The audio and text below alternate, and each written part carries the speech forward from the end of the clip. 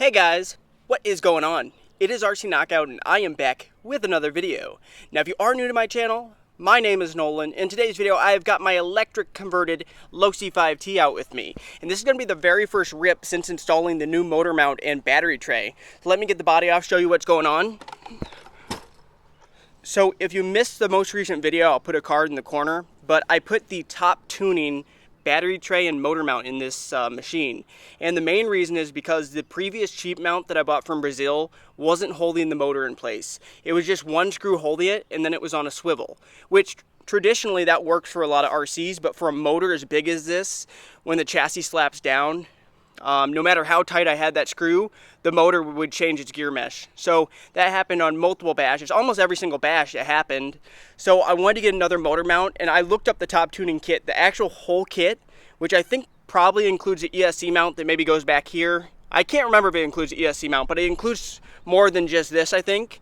But that kit's like 350 or 400 bucks. I did not want to spend that, but fortunately when I went looking online on eBay, I found somebody who had the motor mount and the battery tray up for sale used. Well, they said it was new, but it was not new packaging. The good thing is I didn't need the ESC mount because of that cheap kit. The best thing to come out of that cheap kit from Brazil is the ESC mount. This has worked out really well. I might end up chopping this off. This is where the original motor mount was held. You can see how that got completely just twisted. So yeah, that mount was moving. That mount that I originally had in there just couldn't cut it for a motor this big. That's why I like this top tuning motor mount and battery tray so much more. And I got this for a good price. I did not want to pay 350 or 400 bucks. I wasn't willing to pay that, but I found these for, I'll just tell you, I got it for 125 bucks, which is a pretty good deal. And I think that's just very weird timing because these probably don't come up for sale very often. So it's just kind of weird that somebody had one up for sale and I got it for a pretty good price. And it's the two pieces I wanted. I wanted a different motor mount and I wanted a different battery tray because the cheap battery tray that came with the Brazil kit didn't have any of these tabs on the side. So these tabs are very important because that helps hold the battery in place. So there's ones on both sides of the battery, as you can see, and on the front. So the battery can't really slide. It can slide a little bit, but as you can see, it's not going to come out. I did have to supply my own straps, and I didn't have enough straps to go across here, but I do have ones across here, across the top, and I have them lengthwise, so hopefully that'll hold the batteries in place, because that was another issue I had with the other battery tray system, that the batteries would start sliding around because there's nothing holding them. So that's another thing that makes this battery tray so much better. And the thing that makes the motor mount so much better is not only does it hold it right here and here on the front of the motor mount, there's also this clamp piece that holds it on the back. And then in order for this gear mesh to change, theoretically, all four of these screws underneath would have to move. So I'm hopeful that won't happen. If you haven't seen the system I'm running and you're new to the channel, I'm running a Hobbywing Max 5 ESC, running the huge QS8 connectors, 8mm bullet connectors. I got that mated to an 800 kV 2028 Castle motor, huge can motor, almost the size of a pop can. And I'm running for batteries, I'm running these 9,000 milliamp 4-cell packs. They're 130C discharge rate, power hobby packs, also fitted with the QS8 connectors. I think that's about all. I did change up the gearing like I said, so I geared it down, but for only the simple reason is I didn't want to cut this battery tray. Like, I don't know why they designed the battery tray where it would ever get, like, I don't know if they wanted the pinion to go back here, but for it to line up with the center diff, it has to be up here. And the issue is, you can see the battery tray goes right up underneath of it, and I didn't really feel like chopping into it. I could, and obviously the battery's not in that spot. That's outside of the tabs, but I didn't really want to do that. We'll see what kind of speed and power it has with this 18 tooth. But let me go ahead, get her hooked up, and we will jump right in this video.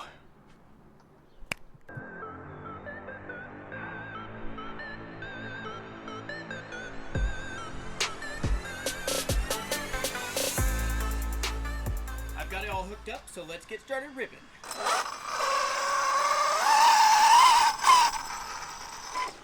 Unfortunately, I did not bring my ramps with me today, so we might not be able to send her big, but we'll just see how she feels with the 18 tooth in this new mounting system.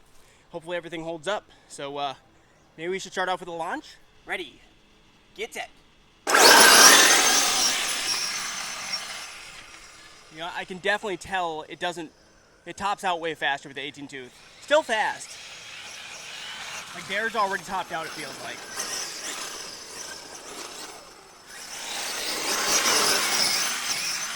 Like right there, that's topped out, I'm pinned. But that's still adequate speed. Like I'm still going pretty fast.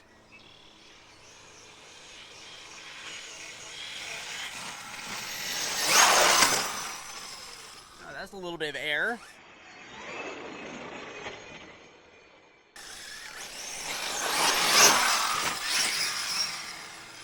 Watch out for the tree.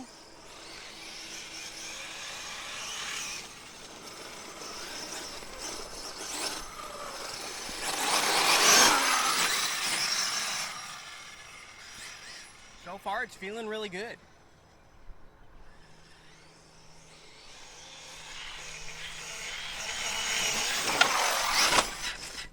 On the brakes. I'm actually getting quite a bit of air right here.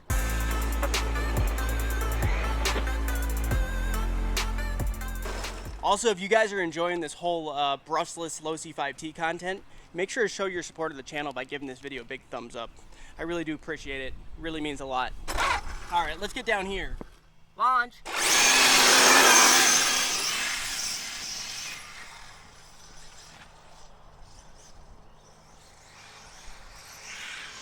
Fly bike.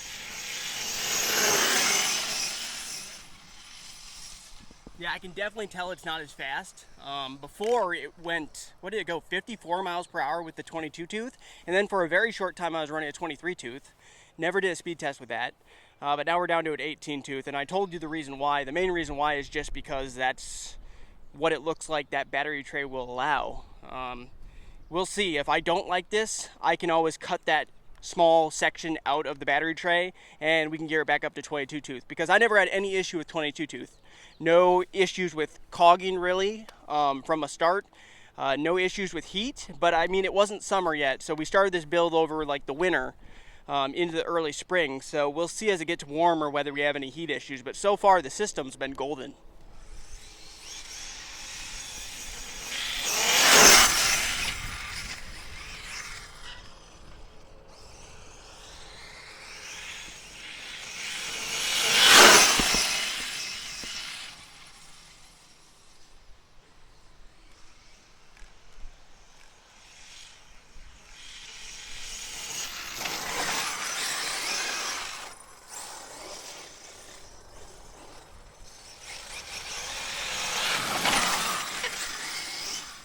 Alright, let's go further over here. There's a little spot where we might be able to get a little bit of air over here as well. Right along here, I'm thinking we can get some air coming from that direction. I just have to watch out because I kind of have to thread the needle in between these two trees right here.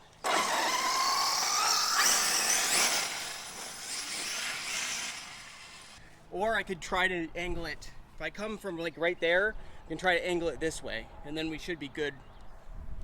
Yeah, that's what I'm going to try to do. Here we go.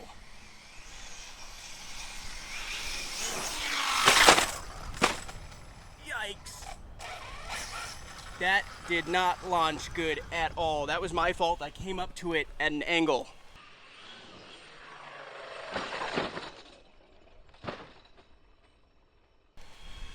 I'm surprised nothing broke there. That was a nasty crash. Well, let's try it again.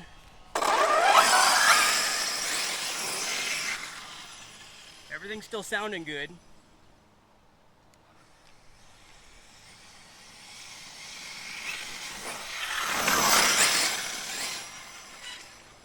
Something seems up with the steering.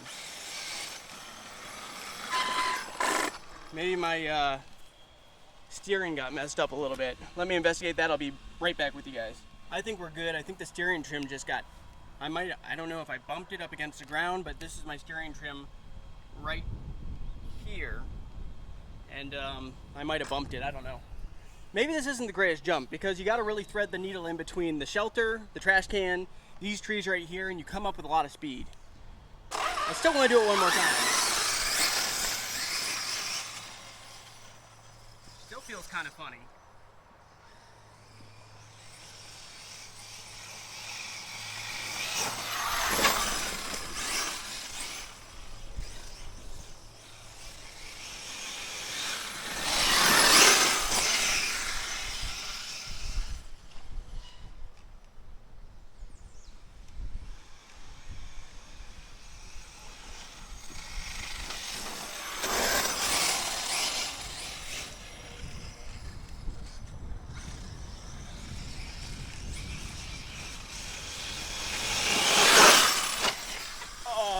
barely hit that tree. This thing comes up with so much speed.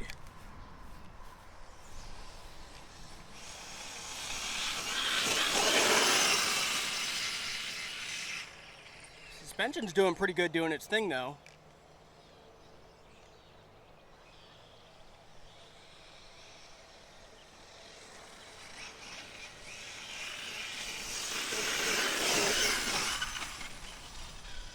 Yeah, it's doing pretty good.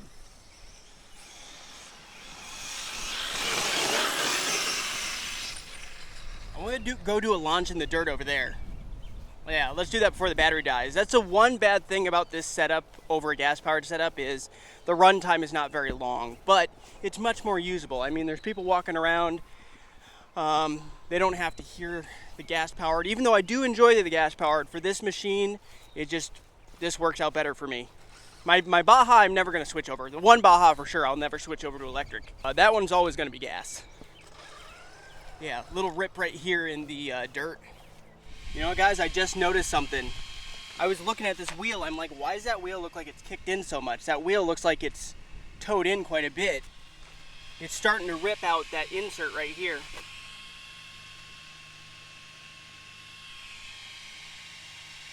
So, I wonder if I'll be able to get that in, or maybe I should just keep on ripping it. Hopefully it won't come all the way out, but yeah, it's starting to twist that because there's inserts that go in both sides of this so you can actually adjust your toe.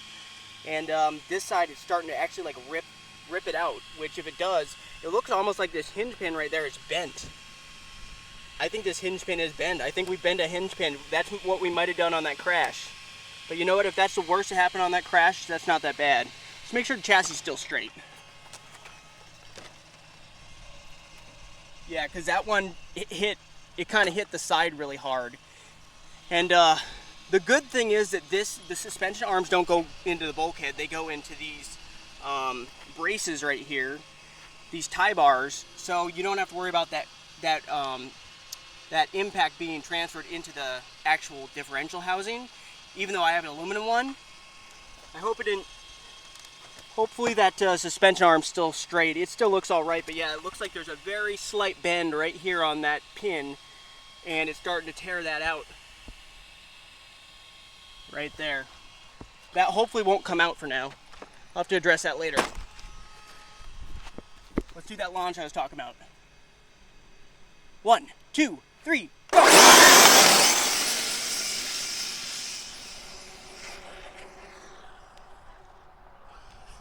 Bring it back.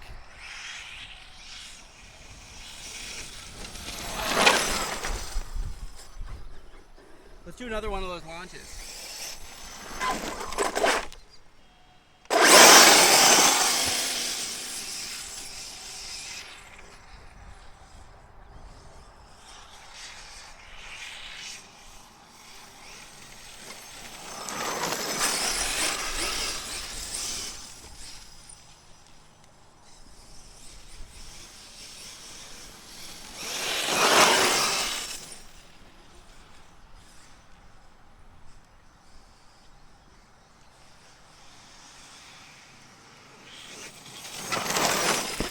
I got hit in the face with a rock.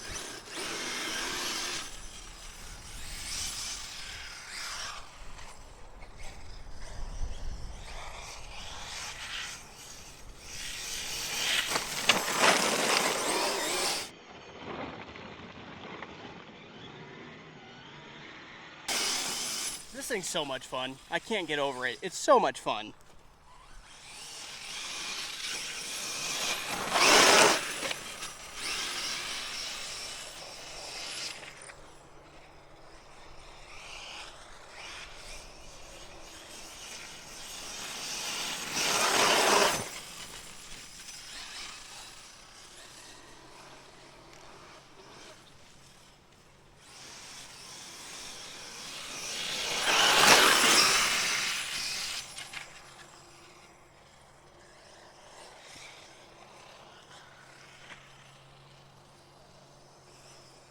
Uh-oh, I think she just might have hit low voltage mode, guys. Yep, I'm guessing that's what happened. Well, you know what? At least the gears sound good. The gears still sound good. I'll have to look it over and make sure there's nothing else messed up aside from just it wanting to tear that little insert out for the toe angle on that rear suspension arm. But aside from that, it's all looking good. Anyway, guys, thank you so much for watching. Make sure to subscribe, hit that notification bell so you'll be notified when I do come out with new videos. Until next time, see you later. Looking it over real quick, everything I think is looking all right, aside from just back here with that insert. But I did notice the pinion gear did move, but it was still in contact with the center diff. So it doesn't look like it even did any type of stripping. So I just need to undo that grub screw, move the pinion forward a little bit, and it should be good. Batteries are very warm, but overall pretty good bash, and I'd say nothing technically broke. I mean, you can maybe call that a breakage, because that is tweaked, and I'm probably going to have to replace at least that insert and take the back end apart, but aside from that, she held up really well. So just a little update. Thanks for watching. See you later.